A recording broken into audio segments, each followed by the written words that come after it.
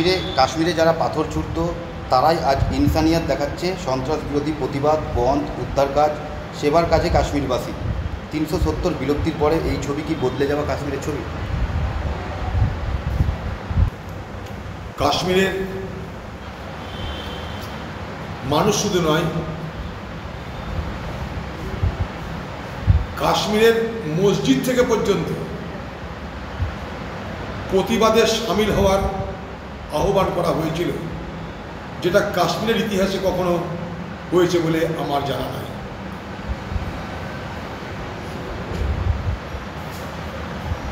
কাশ্মীরের মানুষের কাশ্মীরিয়াত, ইনসানিয়াত,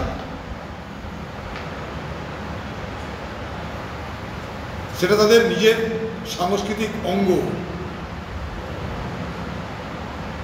এখানে ধারা অদল বদলের সঙ্গে এই সংস্কৃতি কোনো সম্পর্ক নেই।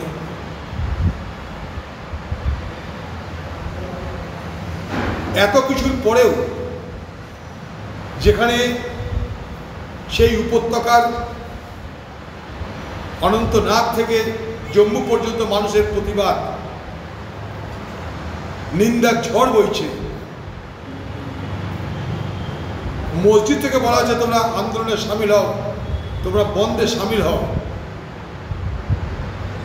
এত সুযোগ থাকা সত্ত্বেও, এত সমর্থন থাকা সত্ত্বেও কেন আমরা এই পর্যটকদের বাঁচাতে পারলাম না? আজকে সব থেকে বড় এখানে প্রশ্ন। আমি সেদিনও বলেছি, আজও বলছি, গুলি বন্দুক রাইফেল দিয়ে টেররিস্টদের সঙ্গে লড়াই করা নিশ্চয়ই প্রয়োজনীয়তা আছে, তা নাহলে লড়াই হবে কি করে? কিন্তু কাশ্মীরের স্থানীয় মানুষের সমর্থন না পেলে এই সন্ত্রাসবাদীদের বিরুদ্ধে মোকাবেলা করতে বারবার সমস্যা তৈরি হবে। আমরা যত রোবটের কথা বলি, স্যাটেলাইটের কথা বলি, থার্মাল ইমেজের কথা বলি, ভারতবর্ষের গোয়েন্দা দপ্তর সবসময় মনে করে, গোয়েন্দা ভাবনা সবসময় মনে করে হিউম্যান ইন্টেলিজেন্স, অর্থাৎ মানুষের দেওয়া তথ্য তার উপরে কোনো তথ্য হতে পারে না।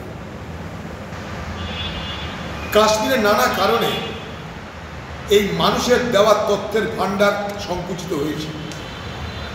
এই মানুষের দেওয়া তথ্যের উপর নির্ভর করেই ভারত সরকার প্রথমে জানতে পেরেছিল অটল বিহারী বাজপেয়ীর আমলে যে কার্গিলে পাকিস্তানের সেনা প্রবেশ করে ঘাঁটি গেড়ে বসে আছে।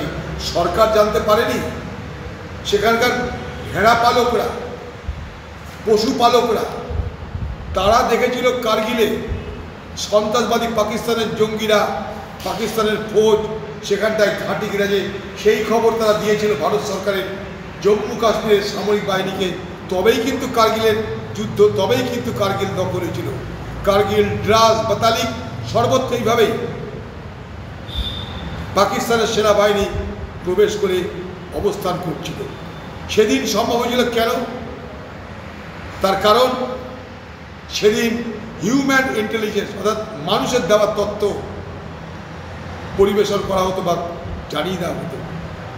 আজকে আমি মনে করি এই বৈষম্যের যে ঘটনা, সেই ঘটনা হয়তো ঘটতো না যদি মানুষের দেওয়া তথ্যের যে স্রোত, মানুষের দেওয়া তথ্যের যে সরবরাহ, সেটা যদি চালু থাকতো। ঠিক একই ঘটনা ঘটছে জম্মুতেও। সেখানেও কিন্তু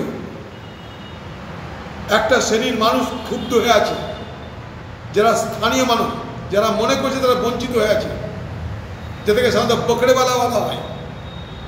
তাদের তথ্য কিন্তু কাজে লাগতো সামরিক বাহিনী।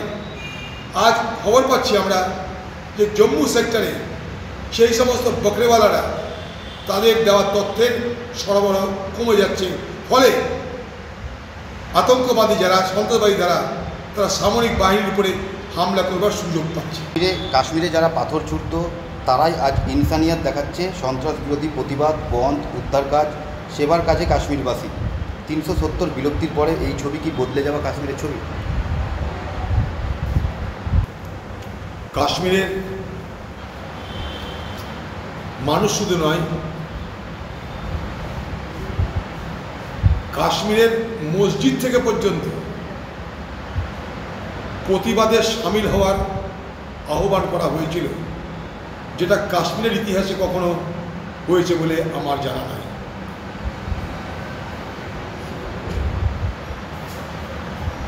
কাশ্মীরের মানুষের কাশ্মীরিয়া,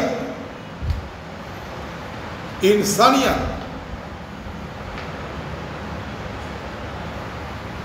সেটা তাদের নিজের সাংস্কৃতিক অঙ্গ। এখানে ধারা অদল বদলের সঙ্গে এই সংস্কৃতি কোনো সম্পর্ক নেই।